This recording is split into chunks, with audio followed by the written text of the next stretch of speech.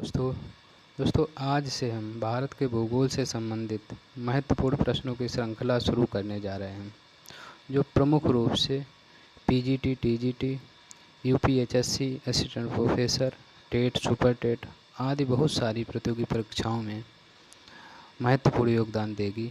आइए बिना देरी के स्टार्ट करते हैं। प्रश्न नंबर 1, भारतीय मानक समय निम्नलिखित में से किस स्थान के स्थानीय समय को दर्शाता है?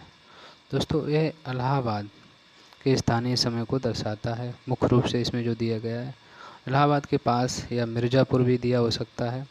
नैनी नामक स्थान है, नैनी,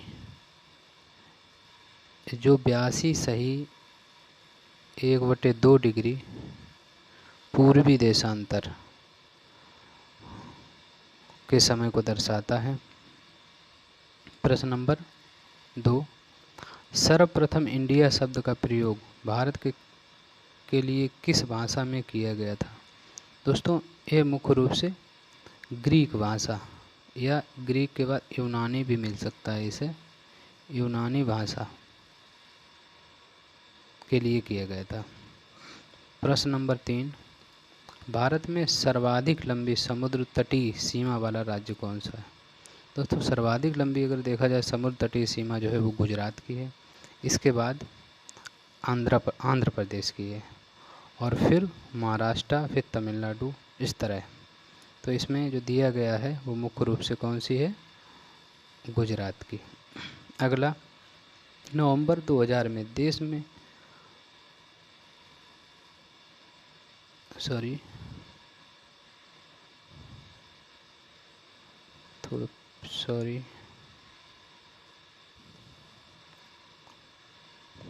नवंबर 2000 में देश में गठित 3 नए राज्यों के गठन की तिथियों का सही समूह है। दोस्तों, देखा जाए तो इसका उत्तर सा होगा। छत्तीसगढ़ 1 नवंबर को हुआ था, उत्तरांचल 9 नवंबर को हुआ था, और झारखंड जो हुआ था वो 15 नवंबर को हुआ। तो इसका उत्तर सा होगा। अगला, प्रश्न नंबर 5, क्षेत्रफल की दृष्टि से देश का सबसे बड़ा राज्य कौन सा है? दोस्तों, ये तो सबको पता होगा, क्षेत्रफल की दृष्टि से सबसे बड़ा राज्य जो है वो राजस्थान है।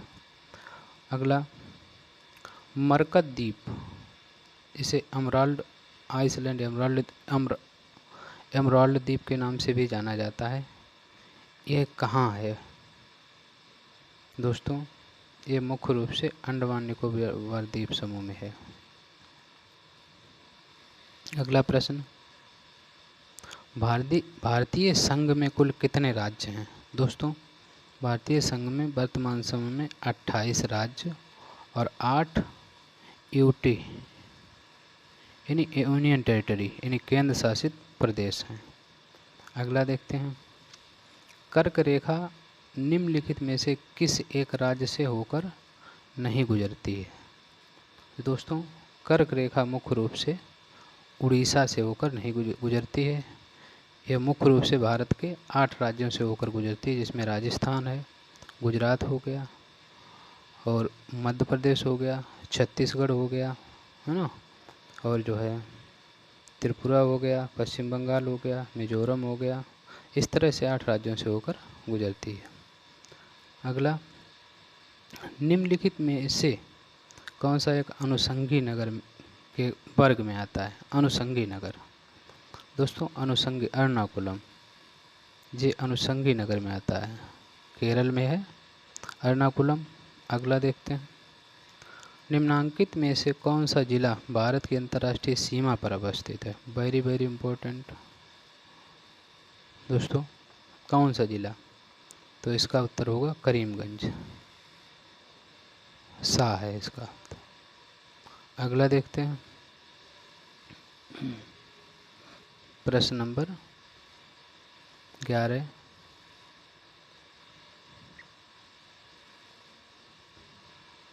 निम्नांकित में से कौन सा भारतीय राज्य म्यांमार देश की सीमा पर स्थित नहीं है? म्यांमार में, तो म्यांमार में त्रिपुरा नहीं स्थित है, बाद बाकी सभी इसकी सीमा पर स्थित हैं। इसे हम ये भी बोल सकते हैं अनामिम, अनामिम, ये है इसका।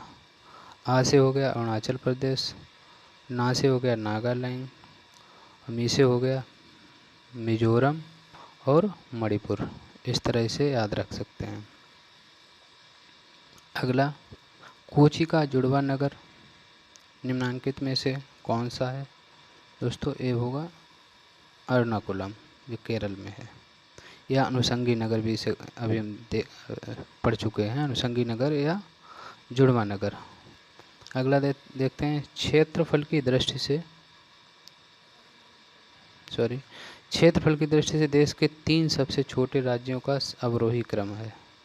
दोस्तों वर्तमान समय में देखा जाए क्षेत्रफल की दृष्टि से सबसे छोटे, इसमें हो गया सबसे छोटा, ये हो गया गोवा, फिर सिक्किम और फिर त्रिपुरा। अगला देखते हैं, रामेश्वरम निम्नांकित में से किस राज्य में है? 14 नंबर में, ये है तमिलनाडु में दोस्तों। अगला देखते हैं, क्षेत्रफल की दृष्टि से 3 सबसे बड़े केंद्र शासित प्रदेशों का अवरोही क्रम क्या है? दोस्तों क्षेत्रफल की दृष्टि से अगर देखा जाए तो 3 सबसे बड़े, वर्तमान में जम्मू कश्मीर है सबसे पहले नंबर पर, जम्मू कश्मीर के बाद आएगा लद्दाख, और दोस्तों इसमें तो दिया नहीं है, लद्दाख के बाद आएगा अंडमान निकोबार समूह, इस तरह आएगा, इसमें नहीं दिया। और सबसे छोटे की बात की जाए तो लक्षद्वीप है सबसे छोटा, इसमें विकल्प नहीं दिए, पुराने विकल्प हैं। आगे देखते हैं, भारतीय संघ में केंद्र शासित प्रदेश हैं। दोस्तों वर्तमान समय में 8 केंद्र शासित प्रदेश हैं। अगला देखते हैं, निम्नांकित में से कौन सा द्वीप अंडमान और निकोबार द्वीप समूह से संबंधित नहीं है? दोस्तों अंडमान निकोबार द्वीप से संबंधित नहीं है, वो ये है नानकौरी दा। प्रश्न नंबर 18 देखते हैं, भारत का अक्षांशीय विस्तार एवं देशांतरी विस्तार लगभग समान है, फिर भी पूर्व पश्चिम में भारत की किलोमीटर लंबाई उत्तर दक्षिण से अधिक है। दोस्तों ये बिल्कुल सही है, भारत का अक्षांशीय विस्तार एवं देशांतरी विस्तार लगभग समान है, सही है, फिर भी पूर्व पश्चिम में भारत की किलोमीटर लंबाई उत्तर दक्षिण से अधिक है, उत्तर दक्षिण से अधिक है, फिर भी पूर्व पश्चिम में भारत की किलोमीटर लंबाई उत्तर दक्षिण से अधिक है। दोस्तों देखा जाए अक्षांशीय विस्तार तो बिल्कुल समान है, सही है, पूर्व पश्चिम में भारत की किलोमीटर लंबाई उत्तर दक्षिण से अधिक है, ये गलत है, ये गलत है। पूर्व पश्चिम में 2933 है, 2933, और उत्तर दक्षिण में जो है 3214 है, जो तो गलत हो गया। भूमध्य रेखा पर ही देशांतर रेखाओं के बीच की दूरी सर्वाधिक होती है और क्रमशः कम होती हुई ध्रुवों पर शून्य हो जाती है। दोस्तों देखा जाए तो इसका उत्तर कौन सा होगा? ये होगा द। अगला प्रश्न नंबर 19,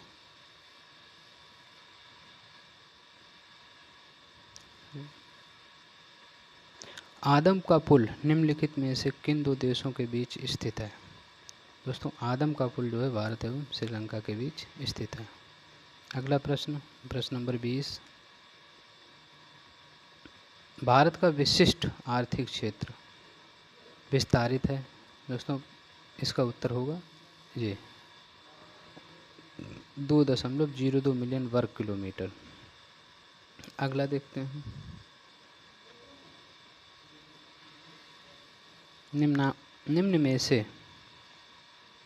कौन सा द्वीप भारत और श्रीलंका के मध्य स्थित है? दोस्तों भारत एवं श्रीलंका के बीच जो है वो रामेश्वरम सा होगा। नवंबर 2000 में भारत में कुछ राज्यों का पुनर्गठन करके कुछ नए राज्यों का गठन किया गया, वे संख्या में हैं। दोस्तों अभी पहले पढ़ चुके हैं, संख्या में 3 हैं। अगला देखते हैं प्रश्न नंबर 23। संपूर्ण विश्व के क्षेत्रफल में भारत की भागीदारी लगभग है। दोस्तों संपूर्ण भारत की लगभग 2.4 है, इसमें 2.4 नहीं है तो इसका उत्तर बा होगा, 23 का बा। अगला, जनसंख्या की दृष्टि से भारतीय संघ का सबसे छोटा राज्य है। तो भारतीय संघ का सबसे छोटा जो राज्य दोस्तों है वो है जनसंख्या की दृष्टि से सिक्किम, और क्षेत्रफल की दृष्टि से कौन सा होगा, गोवा। अगला देखते हैं,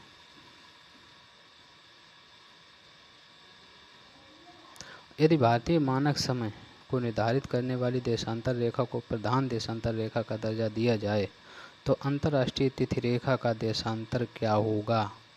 दोस्तों अंतर्राष्ट्रीय जे होगा फिर 97 डिग्री 30 मिनट पूर्वी देशांतर होगा। दोस्तों आज इतना ही। यदि आपको हमारे इस श्रृंखला अच्छी लगी हो तो इसे चैनल को सब्सक्राइब करें। तब तक के लिए धन्यवाद।